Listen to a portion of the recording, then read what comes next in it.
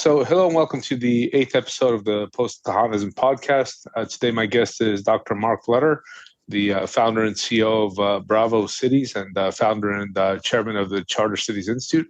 And we'll be talking about his work on charter cities. Could you please kind of discuss how you came to focus on charter cities, like your career that led you up to this? Sure. Yeah. Thanks for having me on. So basically, when I was doing my, I wanted to do a PhD in economics because that kind of understanding how the world worked, right? Like why people make different decisions, understanding the social context within which we live and operate. That was kind of fascinating to me.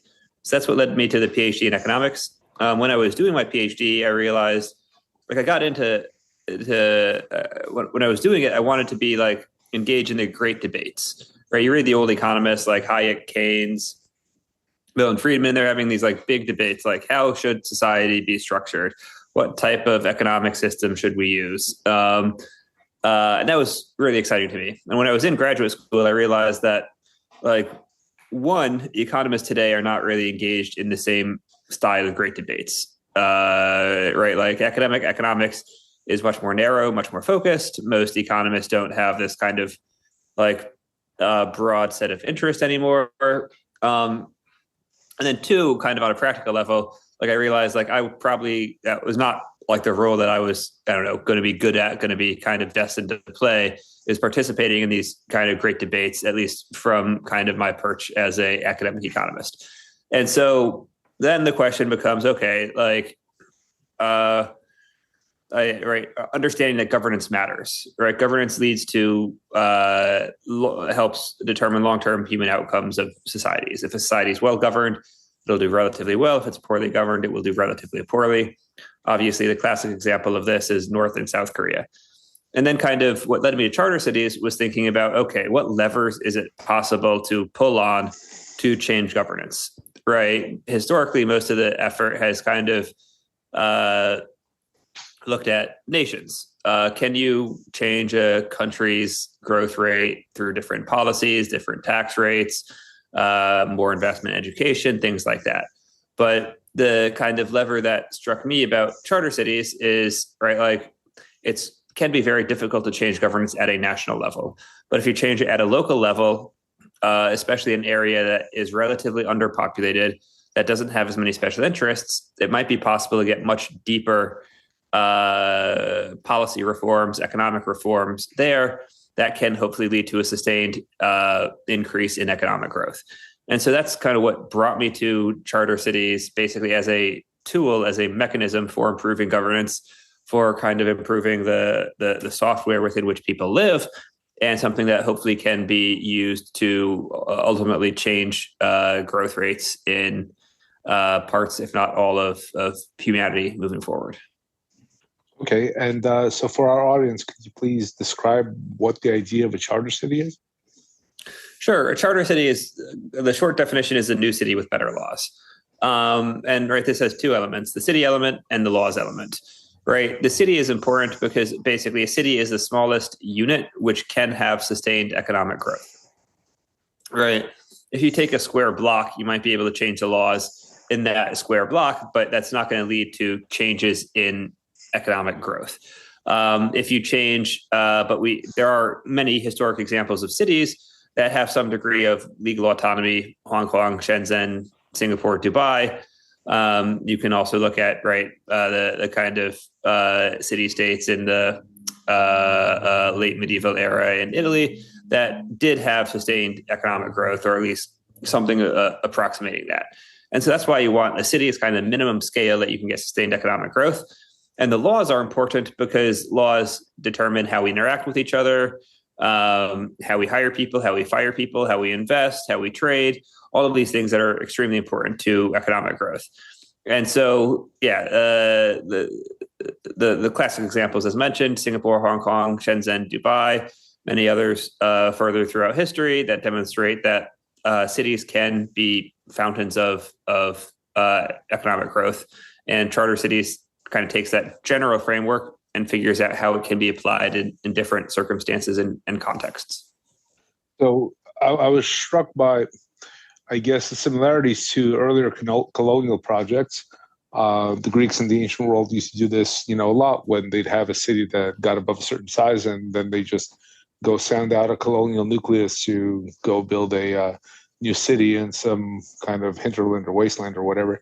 And then, of course, the concessions in China and Singapore and so on and so forth.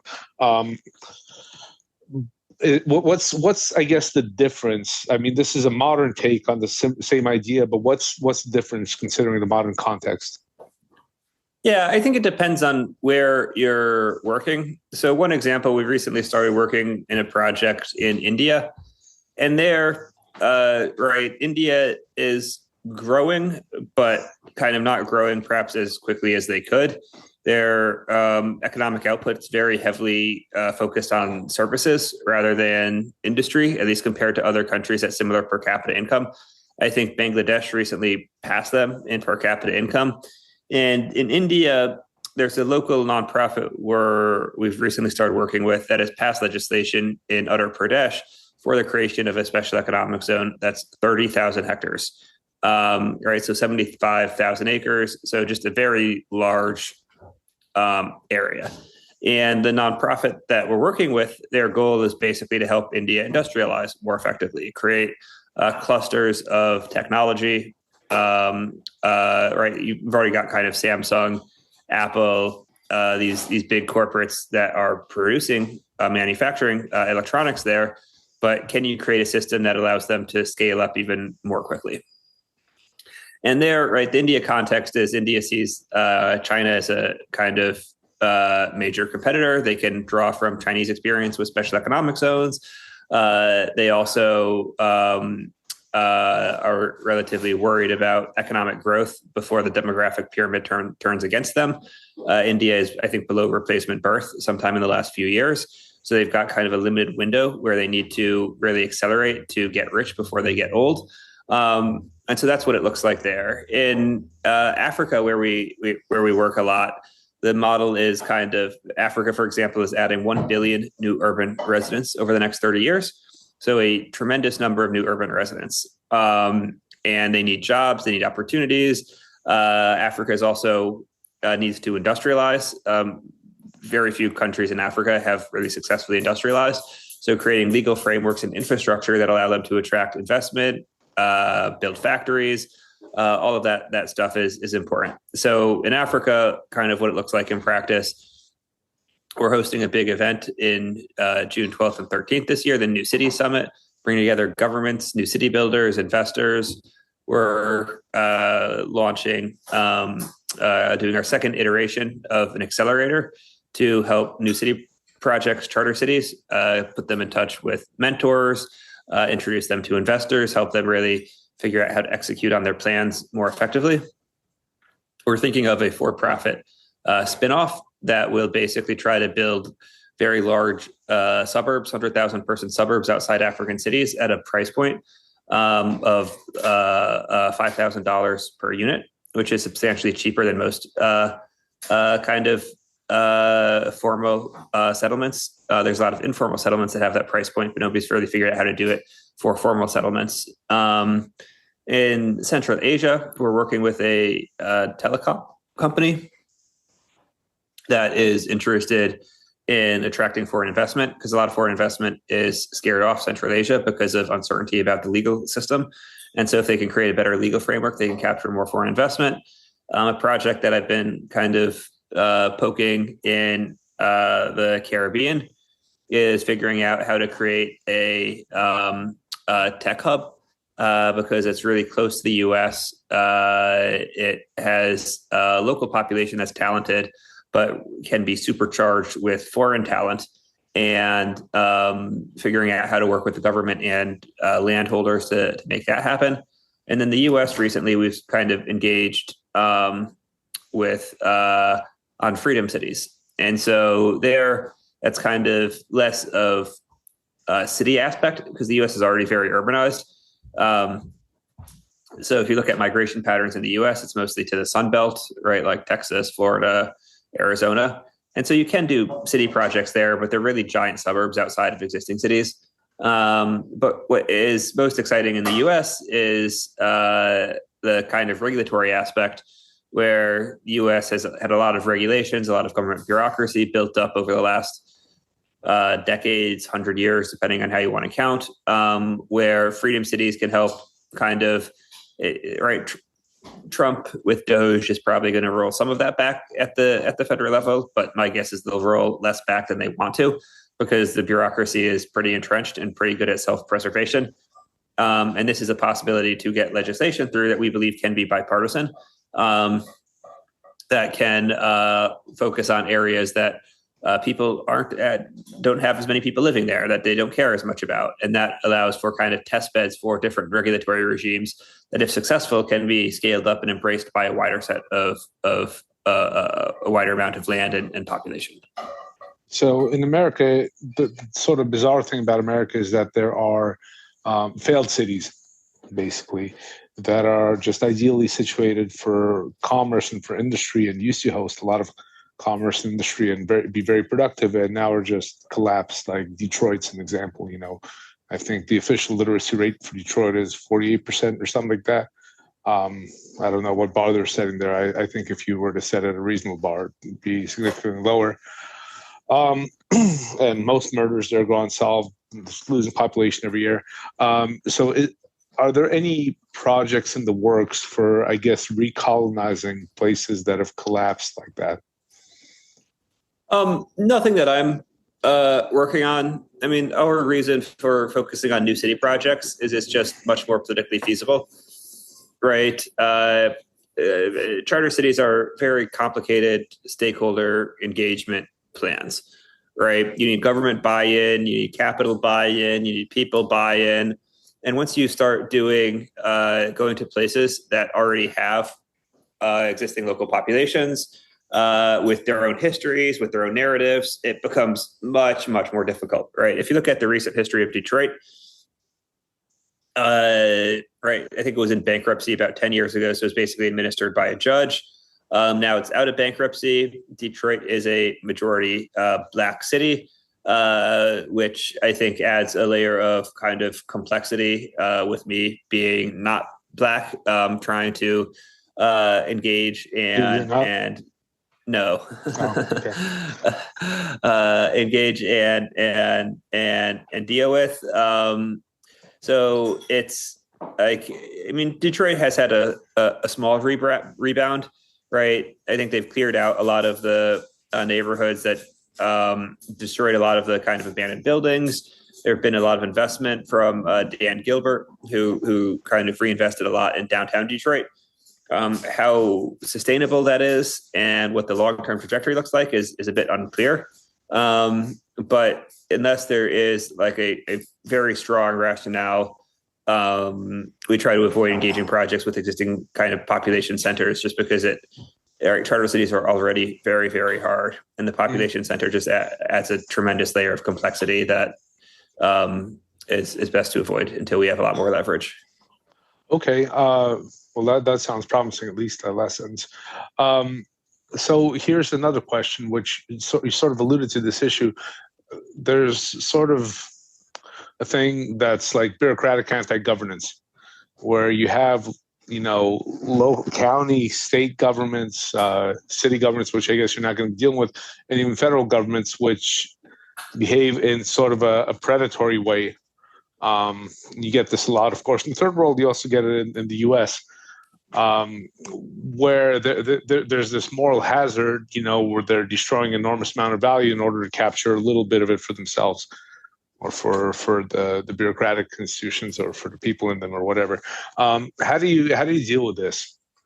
How do you deal with? In other words, you sign a deal with the government, the federal government. The federal government goes, okay, here's your land for your charter city. Here's your cutout. Your local laws and charters. That's all good and kosher. And then once you invested a ton of money into this thing, in 5 years and 10 years, the federal government goes, whoa, wait a minute. We realize that this is having disparate impact. The San Francisco endangered smelt doesn't, it's not reproducing properly because the skyline is now scaring it, and whatever, like cough up the bucks, or just we're going to shut you down, or we're going to shut you down even after you cough up the bucks. How do you deal with that? Yeah, I mean, again, this is context dependent, right? This is what we talk about as expropriation risk, right? What's the risk the government comes and expropriates you after you're successful? Kind of one of the more recent examples is Honduras. We've worked a little bit in Honduras, not a lot in Honduras, but Prospera, kind of a charter city project in Honduras, is currently engaged in a legal fight with the government because the government's trying to shut them down. Patrick Friedman was involved in that, wasn't he?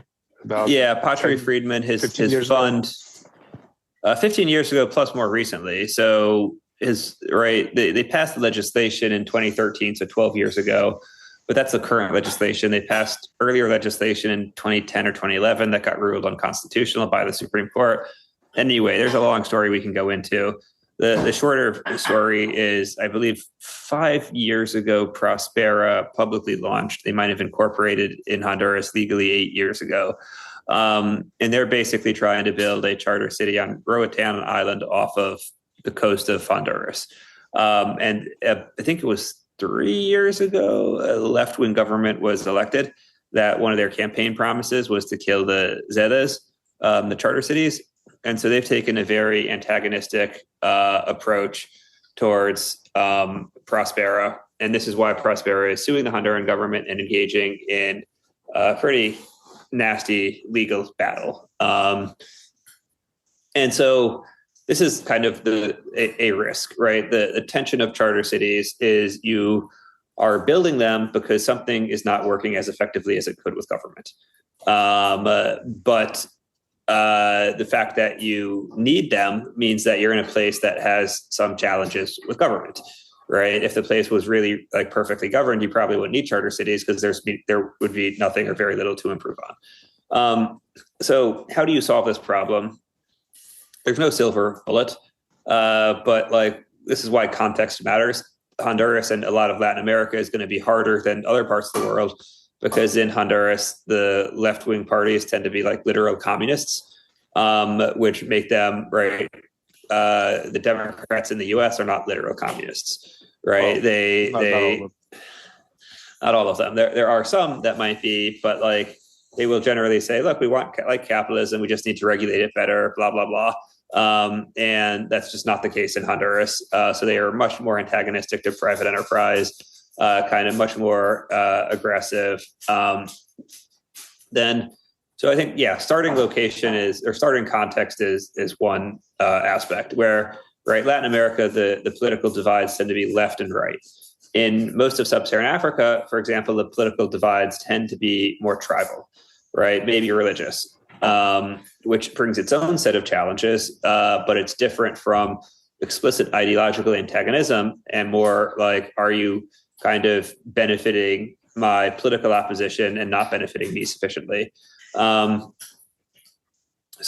then what you want to do, right? So there are legal agreements you want to bake into your relationships with governments. So despite expropriation risk, there are large amounts of capital invested in low-income countries every year.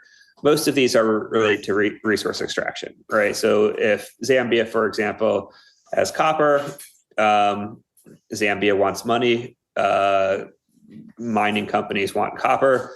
Zambia says mining company says, all right, we'll promise to invest $1 billion in mining this over 5 years, but and we'll pay X in taxes, but we need ABC guarantees to make sure you don't take this. And international arbitration works, right? It's not perfect, but there are ways for a mining company to reclaim their assets, maybe not physical assets in country, but assets abroad, if the host country does expropriate them.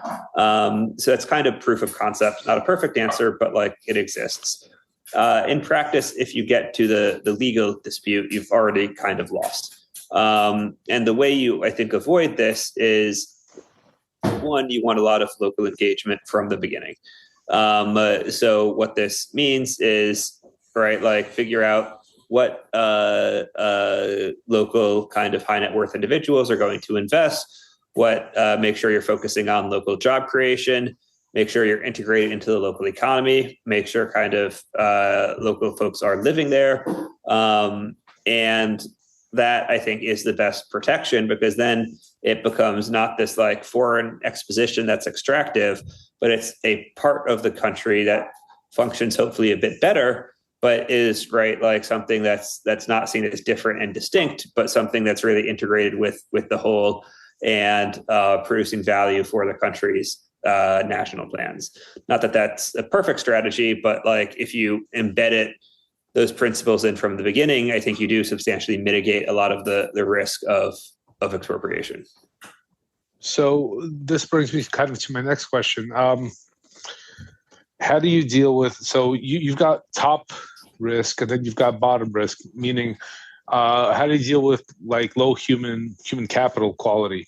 For instance, in Singapore, the way that Lee Kuan Yew, who's one of my heroes as far as governance is concerned, the way he dealt with it was basically in a, maybe you can say, soft totalitarianism way, you can't chew gum and you can't spit on the sidewalk. We'll beat you, let alone taking something that's not yours and so on and so forth. But are you guys is a charter city controlling its own law enforcement, its own penal system? Like, how do you control that level of governance? Yeah, again, I think this is context dependent. I think many countries, it's much easier to negotiate for civil rights concessions than criminal law concessions. I think few countries are willing to delegate criminal law to an external third party, especially if it's outside the country. That being said, in Honduras, for example, Zetas are able to legally prevent Honduran police from entering. And so I just was talking about Prospera. The other project in Honduras that's worth mentioning is Ciudad Morazan. And they're kind of two things. One is a warehouse/industrial park, and two is a gated community for low-income residents.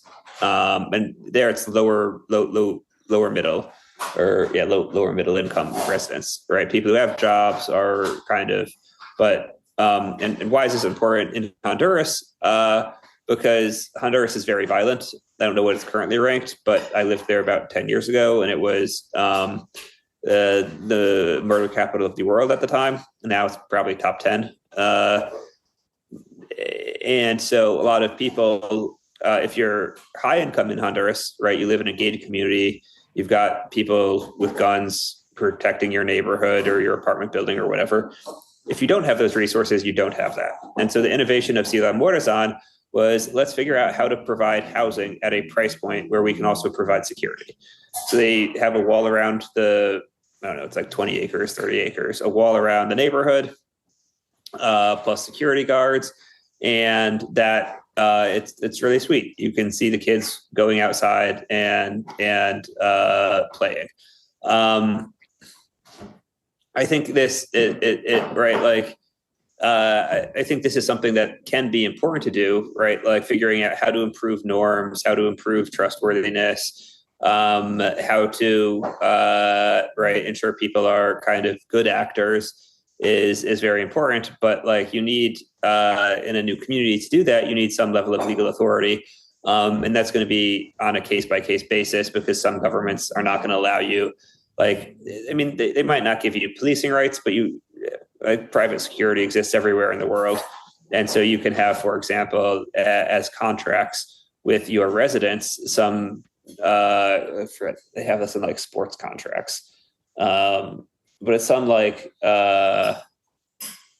just like, I don't know, social benefit clause or something where if you're a bad actor, if you, in sports contracts, it means if you're going out and like betting and getting hammered, going out to strip clubs till 3 a.m, they can kind of avoid or renegotiate your contracts. And here, if you've got a community, you can just make sure like, okay, look, if you're doing really bad things, we can kick you out of the community. And even if you don't have the legal authority to arrest them, right, exclusion, if you've got a desirable enough product, can be a sufficiently strong motivation to kind of encourage improvements in human behavior that allow for a more successful community to work. So it's like an HOA on steroids in some ways. Yeah, I think that's one way to do it. Yeah. Okay. That's cool. Then you just basically create a selected group of people or a self-selected group of people who are productive and law-abiding, and go from there. Yeah, I mean, I think it really depends on the place. One of the things, especially with our work in Africa, that's a little bit more focused on residential than some of our other projects. There, right, our goal is just to hit a really low price point. And I think our starting point there is going to be let everyone in and then have contracts that if people are bad actors, we're able to kick them out. I mean, yeah, there's different models. If you start with people at kind of certain income levels, right, they might still be bad actors, but they're going to be bad actors in a different way. They're probably not going to be going out and mugging people on the streets. They might be committing, like, I don't know, financial fraud or something. So I think it really depends on, like, who is the target market?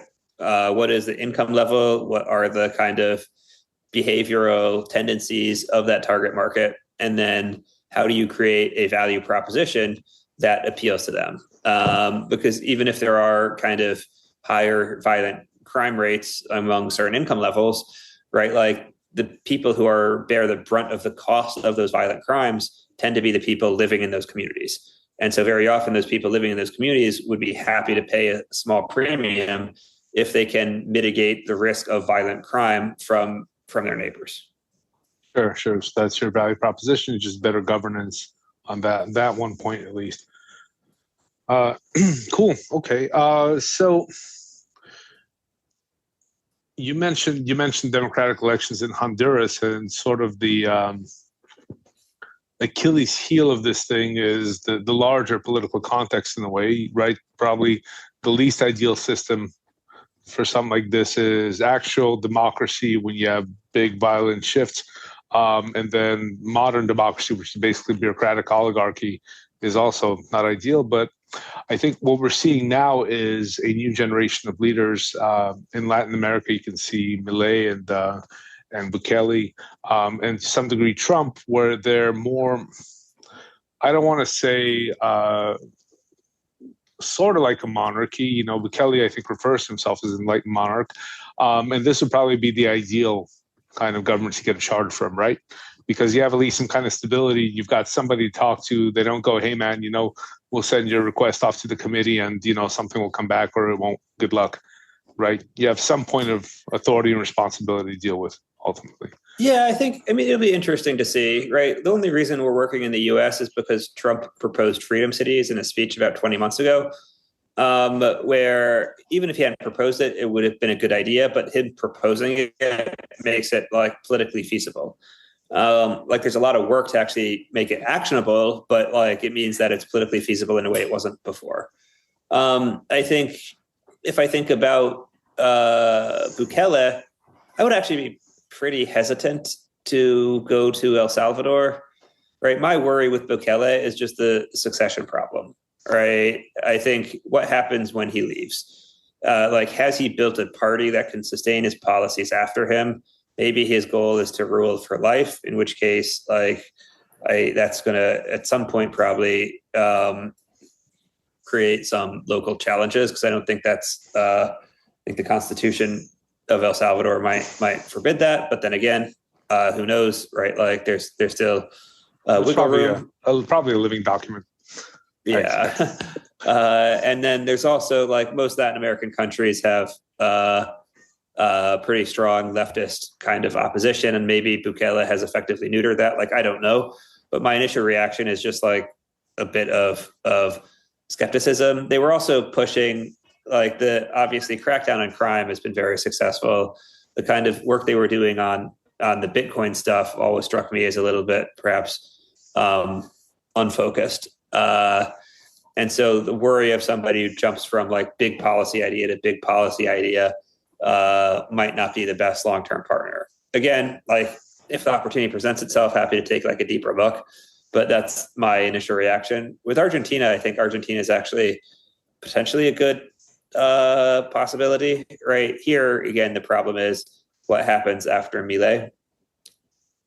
I think what you'd have to do with a charter city is basically create enough of a like interest group Momentum. that hopefully can sustain. Yeah, like you get a handful of projects started, you get the manufacturers on board, you get, like, I don't know Argentine society well enough, but you get large parts of Argentinian society to benefit from this, and that means that it's harder to disrupt in the future.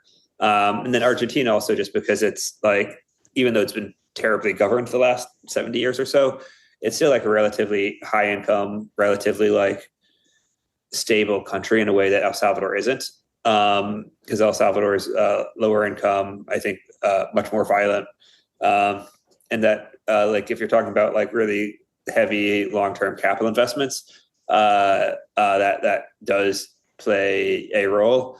I mean, I think it's like, I mean, arguably in some ways the most successful, like at least recent examples of charter cities are in China with Shenzhen, which is called a special economic zone, but like it was over 320 square kilometers. They basically delegated all authority except for like half a dozen things or less to the Shenzhen City Authority. And that was done in a communist regime. And then two, also, right, like China, you saw them crack down on Hong Kong, which was not for, like, they weren't trying to capture Hong Kong wealth when doing that. They were basically trying to crush a center of opposition because they were worried that free speech in Hong Kong could filter into mainland China. Like, they were happy that I think the markets from Hong Kong filtered into mainland China, but I think they were worried about some of the more democratic norms of Hong Kong filtering in. And that's my interpretation of the pretty aggressive Chinese crackdown on the national security law. So yeah, I mean, there isn't I guess one other framing just to mention is, like, I think we're seeing kind of early, maybe even mid stage of the withdrawal of the US as global hegemon. And functionally, I think what that's going to do is that's going to create a tremendous amount more institutional diversity in the world. Where, like, previously, when the US was global hegemon or was global hegemon with Russia, right, we wanted everybody to be legible. So it's like, okay, you need to have a state, you need to have something that makes us interact with you. If our companies go in and want to extract resources, there needs to be something like legible to make sure they're not exposing themselves to undue like legal or violence liability. And now I think with these substantially, one, like innovative technology that's being developed, namely AI, but also biotech stuff, drones, plus two, right, the US really rethinking our position as global policeman, as global hegemon. What's going to happen is the demand for legibility is going to decrease. The norms against territorial violence are going to decrease. And we're going to see a kind of mini explosion in institutional diversity on kind of places that around the world. And I see charter cities as one subset of that increased institutional diversity that is coming. There's a great book by Neil Stevenson called The Diamond Age, which I'm sure you've read or at least like run into, where he kind of envisioned this world, maybe what we're discussing here, plus, you know, a century of technological progress. And this is in a way a return to a historical norm, right? When you had city-states with their hinterlands as the dominant political unit, at least in many places in Europe, right?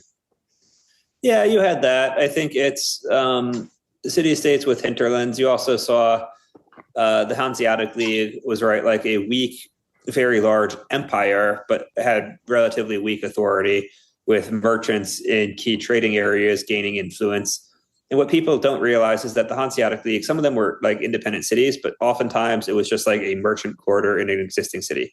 So like, here are the 5 blocks. We're going to have basically German merchants in this 5-block area. And they'll have some self-governing authority there. This was fairly common in the colonial era, right? When I was in Istanbul a few years ago, you could go to like the European quarter, which was where all the Europeans lived. And they had different laws governing them, right? If you were in Shanghai and a European trader in the 19th or early 20th century, right, you had different laws governing you than the rest of Shanghai. So it was kind of like almost embassies, where now, right, if you're on the embassy, you're on foreign soil. you're not governed by the laws of the host country, but this was basically entire merchant quarters that were like functionally embassies in a way, with having different legal structures. I think you still replicate this to some margin in like Dubai, where they are very open about types of commercial law. I don't really know the specifics of it, despite like Dubai special economic zones, but I think there's something that might approximate that kind of historic mechanism. But I think we're going to see I don't know if it's going to be exactly that, but I think we are seeing some things that on some margin resemble like the Holy Roman Empire, to the extent of large contiguous territories, not as weak as Holy Roman Empire, but a lot of central authority is weakening more than it had been before. And so you're seeing kind of local and regional governance mechanisms begin to reassert themselves. And I don't know, this is a very complex, multidimensional problem where you can look at like historical processes and get some hints. But most of those historical processes had technological innovation happening over the change of like decades, if not centuries, while we're seeing it in a matter of years, if not decades. And so I don't know, I try to make very high level, I wouldn't call them predictions, but analysis, but I also try to hedge them with an appropriate degree of humility, given the massive changes that the world is currently undergoing. For sure. One of those changes is basically fertility collapse, right? You can see that the age pyramid is kind of inverted. You alluded to this in India. And you were talking about growth as the reason that we need charter cities. But what's the point of economical growth if you have a population collapse and if all your institutions are built on the idea that your population will be stable or grow in the future, right? Like big line go up and to the right, is great. But when you basically your average age is like 50, 60, 70, what's that big line going to do for you? Yeah, I mean, other arguments for charter cities is as basically a tool for a search tool for institutional design, where if current institutions are causing bad things to happen, namely demographic collapse, then you can try to change this at the top level, but you can also create a search algorithm to allow a lot of experiments to happen, hopefully some which succeed and the successful ones can replicate. And charter cities can potentially play a role in that. It's hard to think about what charter cities mean in 80 years when there's so many changes with demographic collapse, with new technology. Like what do they actually look like? And I don't have a clear sense of what they do, nor even a strong sense of like what role they should play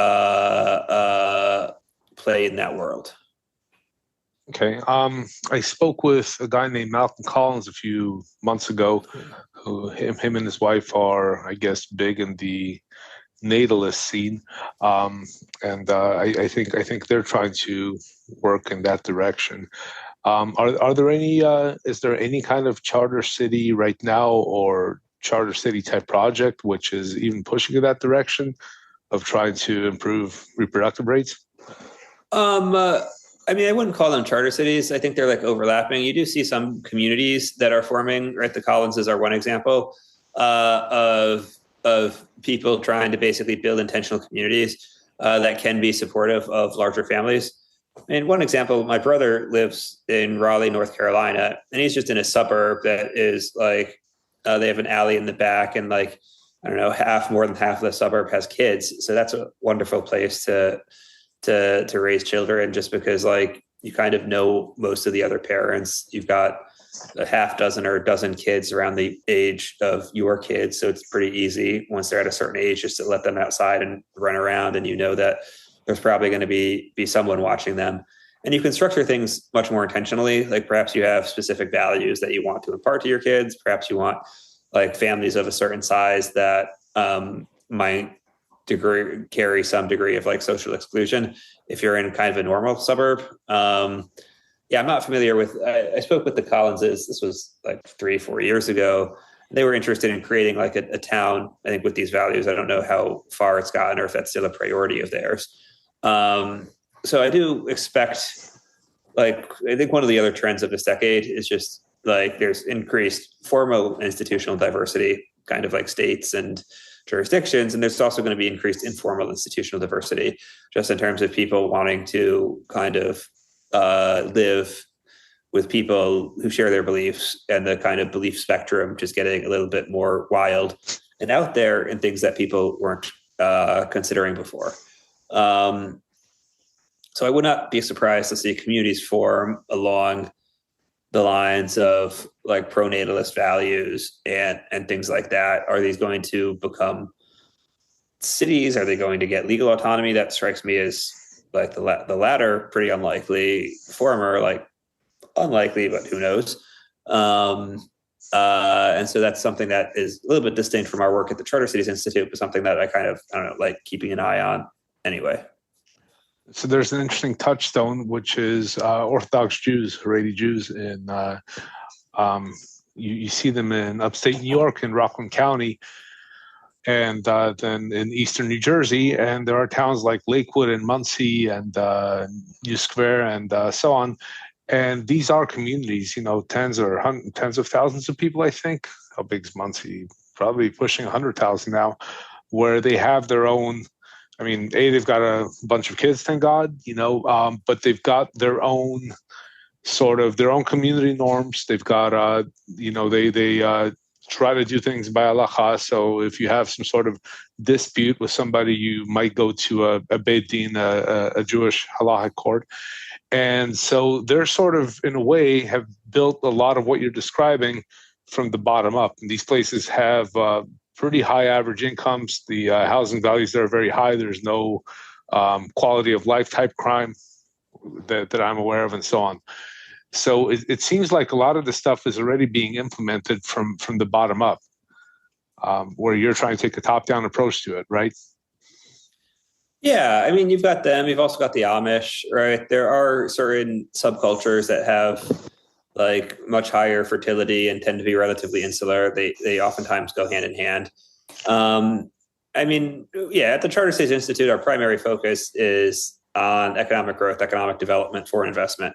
So we don't really focus on like the intentional communities, the shared cultural values as much. Like it's a, I don't know, side interest of me and other team members. But I think I guess the overlap is like we see what are doing, like charter cities are going to happen anyway. The exact form and mechanism in which they happen, I think is unclear. But right, like I think there are underlying trends. And similarly with kind of these intentional communities, there are underlying trends that are going to kind of force them to emerge, especially as like one, you already have cultures that are kind of somewhat insular, right? They're going to become a little bit more insular. And then two, I think also as you have general society, right, as fewer people have children, you're just going to see society in general become a little bit more hostile to children, like a little bit more, right, like dirty looks on the plane if you fly with your kids. That's right, like, right? Yeah, I mean, it's already there, but I think it'll get worse, right? Like restaurants where it's like adult only, right? Like all of these things. And the more that happens, the more people that do want to have, right, a lot of children are going to tend to congregate with themselves to create an alternate set of norms where they feel more comfortable kind of living and working because they feel that society as a whole is a bit more kind of hostile to them and their lifestyle. Yeah, very, very interesting. I think you'll see kind of Western society bifurcate. We have a larger fork that's just headed for extinction as fast as it can go, and then a smaller fork which is not. And so, of course, you're going to see that reflected institutionally and in terms of communities. There's an economist whose work I was really influenced by, named Friedrich List, who was he wrote in the 19th century, and I'm sure you're familiar with his work because it overlaps so much with what you're discussing. He focused on, I guess, national economics, right? How do the economics of a nation work, and how do you build productive capital instead of just focusing on, I guess you could say, quote unquote, economic growth and immediate optimization, but how do you have a long-term strategy so that in 50 years your country is going to be better off, in 100 years your country is going to be better off. It's not just that, it's better for us to buy shoes from China right now because shoes from China are cheaper and therefore we can buy more shoes. But actually, if we impose tariffs and we make people in our country build shoe factories, then we're going to have all the guys that know how to make shoes. We're going to have all the guys that know how to make the machinery to make shoes, all those guys that know how to make all that stuff, build up that supply chain, build up all that knowledge and that productive capacity, right? Which I think America is probably, in its current imperial incarnation, it's really gotten away from in the last several decades, right? Like that's no longer a concern or hasn't been a concern very much. Go ahead. I'm sorry. You're about to say something.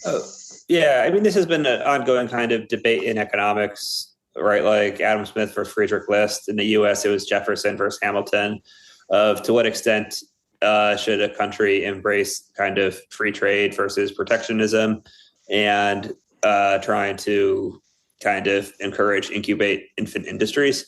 I mean, like I'm an economist, and like most economists, I'm a little bit more on the free trade side. That being said, I think there are some kind of important, let's say, considerations or qualifications. Like one is just in terms of relevant industries, right? Like I think it's pretty horrific that the US doesn't have a domestic drone industry, right? Given that drones are going to be extremely important for the next generation of warfare, right? If all of our drones that people are using either commercially or recreationally in the US are made in China, I think that is kind of very bad for the future of the US as a kind of, I don't know, a hegemonic power that can exert influence. I think there's other kind of things to think about just in terms of like, what is the state capacity of a country? What ability are they able to actually like execute on long-term strategies and dedicate resources to these things? Public choice concerns are real.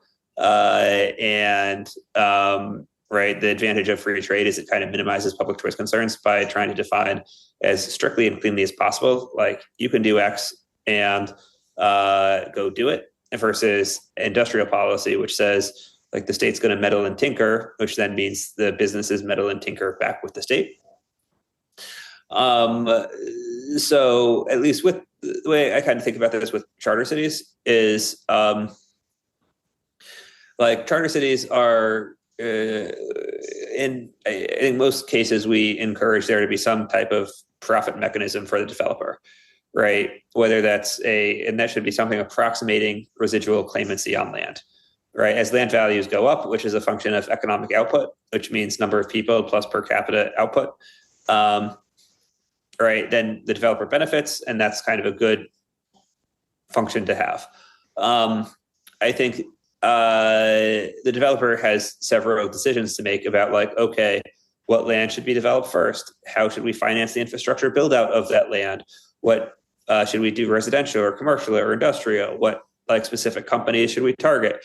So there are a lot of, let's call it like active decisions that are made, just given that charter cities are by definition like a relatively local phenomena that I don't think necessarily have to be made, at least in the same mechanism, on like a country level or in the US, right? The US is basically like takes up most of a continent level scale. And so I think in thinking about like Friedrich List and or optimal economic system, I think that the context is very important, right? Like what unit are you operating under? What are the constraints facing that unit? And yeah, how to think about all of that as part of like a coherent whole, and not just saying X is right all the time. So the interesting thing about List is that List wasn't talking about free trade or protectionism as the ideal policy for all time. He said as a nation develops, it should be protectionist at first, and then as it's developed, start pushing into free trade so that it can, use its advantage.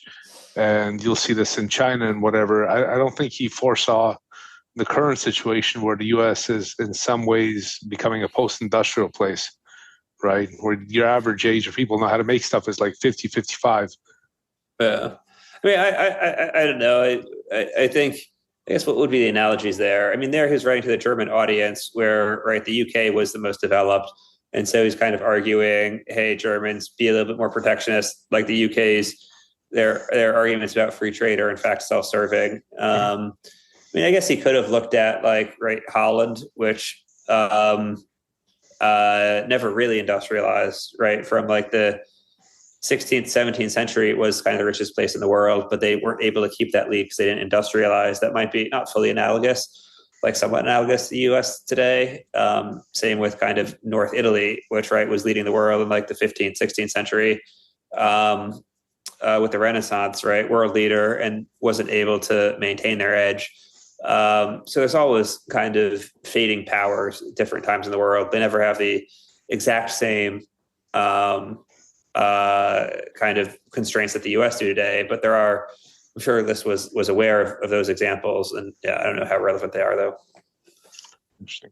So if you look at China, the drones that you discussed, I operate in that world a little bit too. The reason that China is able to become a drone superpower was that it had an ecosystem, right? Where within the few blocks, I know where to get ESCs. I know there's an electronics production place. There are people making brushless motors. There's carbon fiber shops, there's CNC shops, all this entire ecosystem. And so you can modularly plug and play and create any number of different things, not just drones.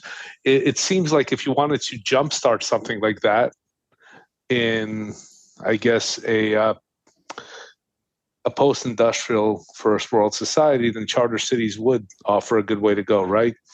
Rather than some government initiative, which is going to turn into a boondoggle usually.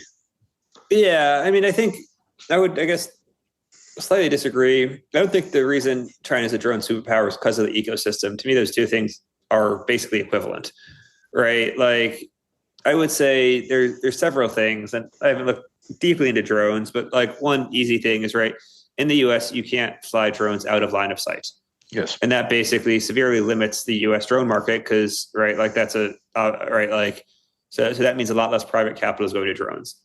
Two is, my guess is some function of government regulation, whether it's like environmental regulation or labor regulation, has made a lot of our manufacturing base less competitive. And I don't know exactly how to measure that or what that looks like, but being able to iterate quickly is really critical to new technologies. And when you have a sclerotic legal structure that prevents rapid iteration because it was basically designed kind of to regulate mature industries, that makes developing new industries much more difficult. And in general, it would be better to fix those things on the national level, right? Like charter cities, I don't want to pretend they're a solution to everything. Like they're a solution to a specific set of problems. I tend to think that set of problems is much wider than the average person, but I'm not going to pretend they're the solution to everything. However, it might not be possible to get legislation passed at the national level to fix these things, right? Why? Because national level regulation is the US is very bad at passing national level laws. We only pass basically 2 a year these days, which is a budget plus military authorization. And sometimes there's a third. And then two is, at least regarding the labor, environmental regs that are preventing manufacturing, it's hard to even really identify with a specific mechanism what those are.